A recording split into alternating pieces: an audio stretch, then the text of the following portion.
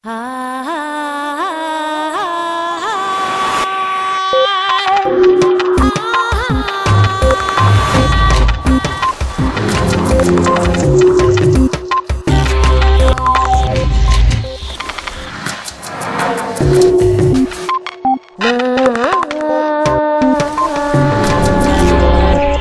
neandertales no están totalmente extintos. Todavía viven un poco en algunos de nosotros. Svante Paavo.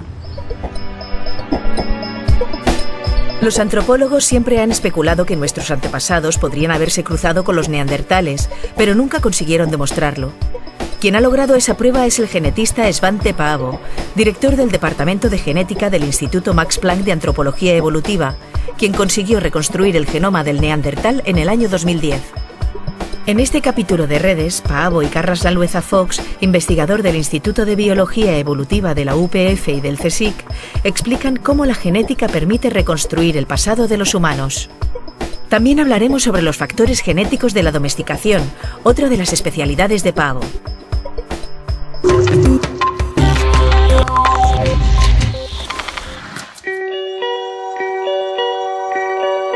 Es curioso, pero hasta hace muy poco tiempo, para saber lo que había pasado en el pasado, lo que hacíamos era admirar muy a menudo los fósiles.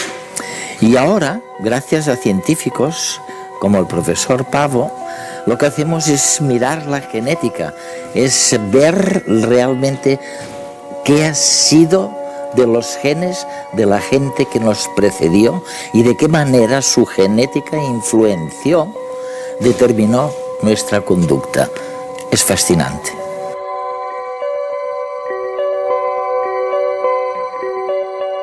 Es maravilloso conversar contigo. Y para nuestros telespectadores será un auténtico privilegio escucharte. ¿Por qué? Bueno, en primer lugar, porque has conseguido fama mundial gracias a tu investigación sobre los neandertales, los antecesores de la humanidad, o de... ¿cómo lo llamas tú? Los humanos modernos, los que son exactamente como nosotros, más o menos. Eso es. Sí. Eso es. Hablaremos mucho sobre los neandertales en nuestra conversación. Y en segundo lugar, hay algo que denominas domesticación. Hemos aprendido mucho sobre el comportamiento de los animales y sobre si podemos o no influir en dicho comportamiento genéticamente. Y también es increíble, porque antes pensábamos que solamente los paleontólogos sabían cosas del pasado analizando los fósiles. Pero ahora resulta que llegáis vosotros y decís que también está la genética, y que con la genética se puede saber mucho más que analizando únicamente los fósiles. Pero empecemos hablando, si no te importa, de los neandertales. ¿Qué hemos descubierto de ellos que no sabíamos antes? Ante todo, hemos aprendido que tenemos un antecesor común. Tanto los neandertales como nosotros tuvimos un antepasado común hace unos 300.000 años. Luego, cuando los humanos modernos salieron de África, se encontraron con los neandertales y se cruzaron con ellos, tuvieron hijos, y esos hijos se incorporaron a la población de humanos modernos. Lo increíble es que encontramos esa contribución en todos los humanos modernos que viven en la actualidad fuera de África. Es decir, no solamente en Europa y Asia Occidental, donde estuvieron los neandertales, sino también en China, en los nativos americanos, en Papúa Nueva Guinea. La explicación que sugerimos para este fenómeno es que cuando los humanos modernos salieron de África, se encontraron a los neandertales, suponemos que en Oriente Medio por primera vez, y hubo cierto cruzamiento, de modo que la contribución de los neandertales a nuestro ADN se transmitió a los humanos que luego se marcharon a China, a Papúa Nueva Guinea, de modo que todas las personas que están fuera de África en la actualidad tienen alrededor de un 2,5% o así. ¿De qué? De proporción en nuestro genoma. ¿Del neandertal? Sí, por tanto los neandertales no están totalmente extintos. Es como si todavía vivieran un poco en algunos de nosotros. Los primeros antepasados humanos salieron de África hace poco menos de 2 millones de años y se extendieron por Europa, que en ese momento tenía temperaturas mucho más bajas que las actuales. En ese entorno gélido se desarrollaron los neandertales. Los humanos que quedaron en África siguieron evolucionando. Así surgieron hace 150.000 años los sapiens modernos, la especie a la que pertenecemos todos los hombres actuales. Y como había ocurrido casi 2 millones de años antes, un nuevo grupo salió del continente africano. Hace 90.000 u 80.000 años siguieron el camino de sus antecesores y se encontraron en Oriente Próximo con los neandertales, con los que se cruzaron y tuvieron descendencia.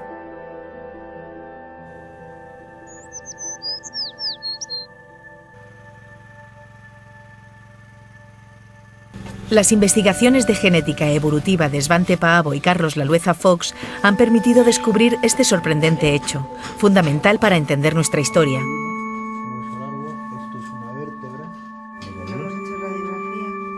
Hasta hace poco se creía que éramos demasiado distintos como para poder reproducirnos. Descubrir que somos más parecidos de lo que creíamos implica redefinir el concepto de especie humana. Pero ¿cómo se ha podido descubrir esto? A partir de los huesos recogidos de los neandertales, se ha logrado algo muy difícil: extraer muestras de ADN, es decir, de material genético neandertal. Este material, sin embargo, está mezclado con el de bacterias que viven en los huesos o en los yacimientos, así que primero se ha de identificar el ADN neandertal, que en este caso constituye solo un 4% del material total extraído de la muestra. Una vez identificado, se puede comparar con el nuestro, para saber hasta qué punto se parecían a nosotros. Y lo que se ha visto es que aunque la forma del cuerpo de los neandertales fuese distinta de la de los humanos modernos, de 10.000 genes que se han comparado, solo se han encontrado diferencias en 80 genes, relacionados con procesos metabólicos, cognitivos o fisiológicos. Nosotros somos genéticamente muy parecidos a los neandertales, pero por dos motivos. Uno es porque compartimos un antepasado común muy cercano en el tiempo, hace solo medio millón de años que divergieron ambos linajes, por tanto tenemos un background genético muy parecido. Y después porque hay en los humanos modernos no africanos cerca de un 2,5% de nuestro genoma que proviene directamente de los neandertales por cruzamiento con nuestros antepasados. Todos los humanos modernos no africanos procedemos de un pequeño grupo de migrantes que salieron de África y se encontraron con los neandertales. Por tanto, digamos, los únicos humanos que no tienen genes neandertal por contacto son los africanos que están al sur del Sáhara. Aunque pueda parecer curioso, las diferencias genéticas entre un chino, un inglés y un indio del Amazonas son menores que las que hay entre dos africanos subsaharianos de regiones distintas. Sabemos lo que ocurrió con esos africanos que conquistaron el mundo. Nosotros somos sus descendientes. ¿Pero qué pasó con los neandertales? La extinción de los neandertales es un tema controvertido en el cual hay opiniones diferentes. Yo creo que en realidad no es que fueran cognitivamente inferiores a los humanos modernos, sino que sencillamente tenían una estructura demográfica distinta. Formaban pequeños grupos familiares muy dispersos en un territorio enorme y en cambio nuestros antepasados entrando en Europa hace 40.000 años probablemente tenían una estructura demográfica mayor con redes sociales más interconectadas y que esta pequeña diferencia, ya digo, exclusivamente demográfica probablemente conllevó la desaparición de los neandertales en unos miles de años.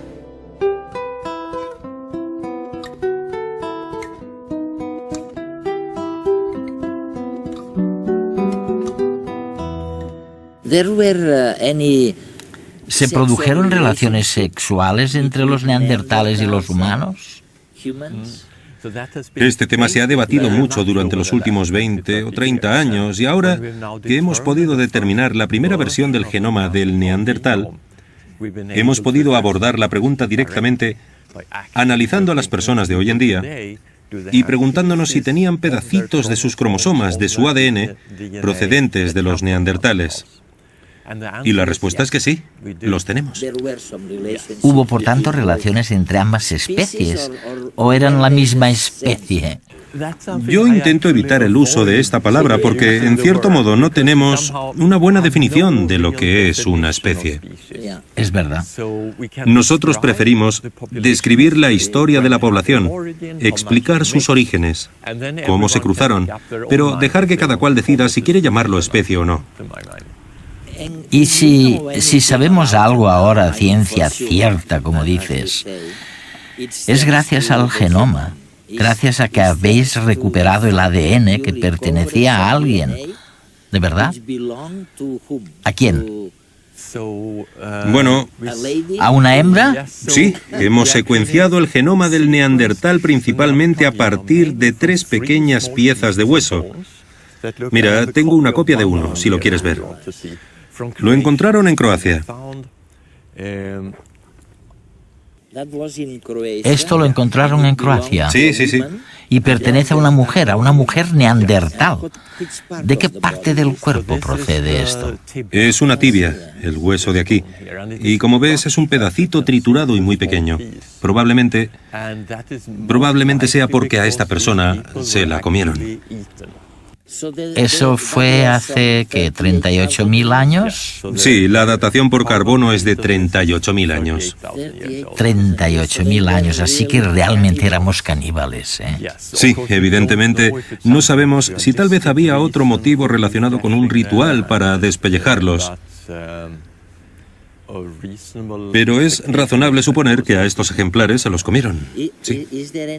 Oye, ¿y hay alguna posibilidad de clonar un neandertal? Muchos me lo preguntan, y la respuesta que siempre doy es que no. Cuando recuperamos el ADN de esa época, está degradado, químicamente modificado, y no hay modo alguno, ni lo habrá en el futuro, en mi opinión, de reconstruir todo el genoma. Y por supuesto existe también un enorme problema ético. No se puede crear un ser humano pensante por pura curiosidad científica, ¿sabes? Es algo que jamás se hará. Incluso así, imagino que no se puede reconstruir o hacer que una célula humana sea como la célula de un neandertal, porque no tenemos el genoma completo ni acabado. Pero, ¿qué pasa con otros animales? Muchas personas se plantean volver a la vida a los mamuts, por ejemplo. Creo que cabe imaginar que en el futuro sepamos qué genes provocan que los animales sean peludos o estén adaptados al frío. Y se podría modificar una célula madre de elefante para crear un elefante de pelo largo y más adaptado al frío. Pero no será un mamut real, únicamente tendrá algunas características del mamut. Esto sí que es imaginable, en mi opinión. Pero el ADN del mamut que encontramos en el suelo helado del permafrost está degradado en pequeñas piezas, etc. Por tanto, la secuenciación de todo el genoma nunca será posible. Gracias a Paavo, hemos demostrado que nuestros antepasados se cruzaron con los neandertales. Esa confirmación no ha hecho más que incrementar nuestra curiosidad. ¿Qué tipos de seres eran aquellos? Sabemos que eran corpulentos, que estaban mejor adaptados al frío que nosotros, pero quizá también eran menos inteligentes. ¿Podrían hablar? Quizás sí. Lo sugieren las investigaciones de Paavo, que demuestran que compartían con nosotros un gen asociado al lenguaje.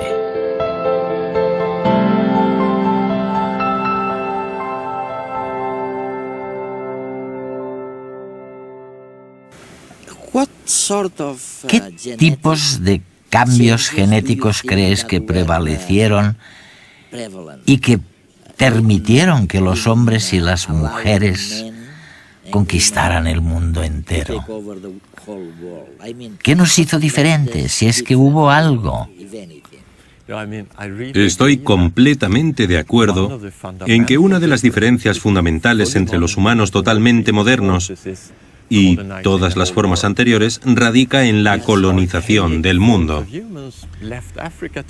Las demás formas arcaicas de humanos dejaron África hace 2 millones de años y durante todo el tiempo que existieron jamás llegaron a América, ni a Australia, ni a Madagascar. Mientras que los humanos modernos salieron de África permanentemente hace 50.000 años y colonizaron cada pequeño fragmento libre de tierra. Llegaron a la isla de Pascua y a Hawái. Ahí ocurría algo muy distinto. En parte tuvo que ver con la tecnología, por supuesto, con la habilidad de construir barcos y embarcaciones y viajar sobre el agua. Pero creo que también hay otro elemento que es casi psicológico. ¿Cuántas personas tuvieron que embarcarse por el Océano Pacífico y desaparecer antes de encontrar la isla de Pascua? Y los neandertales, por ejemplo, vivieron de 3 a 4 veces más de lo que nosotros hemos existido en este planeta. Pero no hay ningún indicio de que jamás cruzaran las aguas si no veían tierra al otro lado. Por eso a veces digo que estamos locos. Nos pasó algo raro porque ellos se portaban de un modo razonable.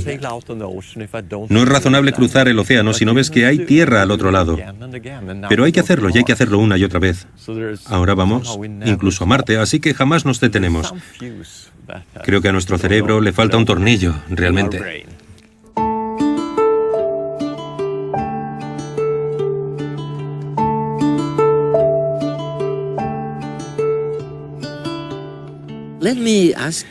Déjame hacerte una pregunta que también me fascina. Y sé que ha sido un proceso largo y que también lo has estado investigando. Me refiero a la domesticación. Hay un tipo de zorros, ahora no recuerdo exactamente cuál de ellas. Los zorros plateados. Los zorros plateados, exacto, así los llamáis. Y las ratas agresivas que seleccionasteis, ahora me lo cuentas, Sí. porque a nuestros telespectadores les encantará escucharlo. ¿Cómo surgió todo? Fue en tu famoso viaje a algún lugar de Rusia, ¿no? Allí te lo contaron y viste con tus propios ojos que estos ejemplares, estas ratas o estos zorros, podían volverse agresivos o tan mansos y dóciles como para lamerte la mano. Sí, hace 6 o 7 años viajé a Novosibirsk, en Siberia, con el objetivo de buscar fósiles y excavar. Pero una vez allí, visité también el Instituto de Genética de Novosibirsk, donde había trabajado un genetista llamado Belyayev, que había sido deportado a Siberia durante la época de Stalin. Sin embargo, se las había ingeniado para crear un programa de investigación con aplicaciones muy prácticas en el sector de las pieles, para criar zorros más dóciles y vender luego su piel. El problema es que los zorros eran muy agresivos. Lo que hizo fue seleccionar sistemáticamente zorros con menos disposición a morder, y durante un periodo pudo crear una línea de zorros que se parecían más a los perros. Más parecidos a los perros, sí. Sí, no solían atacar a los seres humanos y compartían algunas características físicas con los perros: orejas caídas, cola rizada, etc. Y los visité porque me fascinaba la historia y quería observar los zorros. Entonces, los científicos me contaron que Belyayev, que por aquel entonces ya estaba muerto, no solamente había trabajado con zorros, sino también con otros animales como ratas, puramente por interés científico. Tras unas 40 generaciones logró 2 linajes distintos de ratas. Al entrar en la habitación y sacar una rata del grupo de las dóciles, se me subía por la camisa. Le gustaba que la acariciaran. En cambio, con las ratas agresivas, creo que entre 20 podrían haberme matado, porque al acercarme a la caja saltaban como locas e intentaban morderme. Había conseguido una diferencia de comportamiento sorprendente en un periodo de tiempo, desde el punto de vista evolutivo muy corto. Me pareció fascinante, por no hablar de que es mucho más fácil analizar y cruzar ratas que zorros. Así que logré convencer a nuestros colegas rusos para que me dejaran trabajar con ellas. Ahora estamos intentando descubrir los genes específicos. No lo hemos conseguido todavía, pero sí que sabemos que hay ciertas regiones en el genoma que son importantes. Hay gente más o menos amable, más o menos pacífica, más o menos dócil. ¿Existen también esas diferencias en el mundo animal? Con excepción de nuestras mascotas, tendemos a creer que todos los animales actúan igual, según su especie. Pero nada más lejos de la realidad. Cada ejemplar también tiene una personalidad definida, y su carácter depende de sus genes. Veamos, por ejemplo, el comportamiento de estas dos ratas. En principio no hay nada que las diferencie entre sí. Sin embargo, la reacción que tienen frente al guante de la investigadora es totalmente distinta. La manera en que se comportan no es casual. El equipo de Svante Paavo ha hecho reproducirse durante años ratas que de forma natural eran pacíficas y confiadas. El resultado de estos cruces son estos ejemplares, que pueden incluso ser sacados de sus jaulas sin problema. Son el colmo de la sociabilidad. Por otra parte, se han cruzado repetidamente ratas agresivas, hasta conseguir ejemplares totalmente desconfiados y preparados para la lucha. La diferencia entre estas y las anteriores es abismal. En pocos años, las dos líneas de reproducción han dado lugar a dos personalidades de lo más dispares. Como decíamos, la clave está en los genes. Pero no ha sido necesaria la manipulación genética en el laboratorio para llegar a esta conclusión. El ser humano ha cruzado animales genéticamente programados para ser dóciles durante miles de años, de forma selectiva e intuitiva. Es lo que denominamos domesticación. Imaginemos una población de animales potencialmente domesticables para el hombre.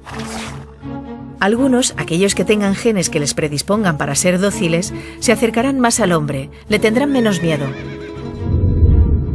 Y los humanos, naturalmente, se los llevarán consigo para sacar provecho de ellos. Ya aislados, en una granja o rebaño, se reproducirán solo entre sí, de forma que los genes responsables de la conducta afable seguirán en el grupo y al cabo de varias generaciones darán lugar a ejemplares cada vez más mansos. De esta forma aparecen nuevas especies, las especies domésticas. Pero al contrario de lo que se creía hasta hace poco, este proceso no requiere de miles de años de cruzamiento. En los años 70, el científico ruso Belayev lo demostró consiguiendo obtener en tan solo 20 años zorros domésticos mediante el cruce de ejemplares seleccionados por su escasa agresividad. Lo curioso del caso es que no solo eran más obedientes y mansos, también poseían otras características. A nivel fisiológico producían menos hormonas relacionadas con el estrés y podían reproducirse durante todo el año. Además, tenían pieles moteadas, orejas caídas y cráneos más anchos. Y les encantaba mover la cola. En pocas palabras, tenían muchas similitudes con los perros. Eso no debe sorprendernos. Los perros son, a su vez, la versión domesticada de los lobos. Pero hay otro animal que también ha sufrido modificaciones similares. Un animal que en los últimos 30.000 años ha visto cómo se reducía el tamaño de cerebro, dientes y mandíbula, igual que ha pasado con los perros. Ese animal es el Homo sapiens. Efectivamente, los expertos en evolución humana señalan que el hombre ha seguido un proceso adaptativo que hace que seamos mucho menos agresivos que nuestros antecesores primates. ¿Somos seres domesticados?